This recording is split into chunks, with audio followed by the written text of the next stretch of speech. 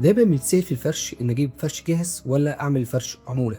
هو دايما العموله اغلى ليه؟ علشان تفاصيله افضل وامتع. تعال نعمل مقارنه ما بين الفرش العموله والفرش الجاهز. اول حاجه الخشب عندنا في العموله بيكون مثلا في الانتريه خشب زان احمر امريكي، لكن في الجاهز بيكون الخشب نفسه من نوع ضعيف فمستحيل تعرفه لان الشغل بيكون متنجد. تاني حاجه عندنا الاسفنج في العموله دايما بيكون كثافته 40، لكن في الجاهز بيكون الكثافه بتاعته 33 او اقل كمان، انك برضه من الصعب انك تستكشفها. تالت حاجه عندنا القماش دايما في العموله بيكون نجيب سليم او رائف او بعض الشركات اللي هي معروفه، وبيكون القماش كتان او قطيفه، لكن في العموله بيكون قماش بالنوع رخيص وفي نفس الوقت برضه صعب انك تعرفه لان انت دايما بتاخد بالمظهر الخارجي. فالحاجات دي وهي جاهزه ما بتتعرفش اصلا. بعد كده الاكسسوارز دايما في العموله بتكون افضل بكتير، بيكون نوع اطار محترم او نمساوي زي بلوم او زي ايتوس او زي بعض الانواع اللي هي بتكون ليها ضمان وفي نفس الوقت بتتحمل الاستخدام بشكل افضل. لكن في الجهاز بتكون كل الاكسسوارات صيني مفصله 35 جنيه 40 جنيه فبتكون سعرها رخيص. اخر حاجه عندك المصنعيه الصنايعي اللي بيشتغل في العموله ده واحد فنان، بيكون عباره عن هو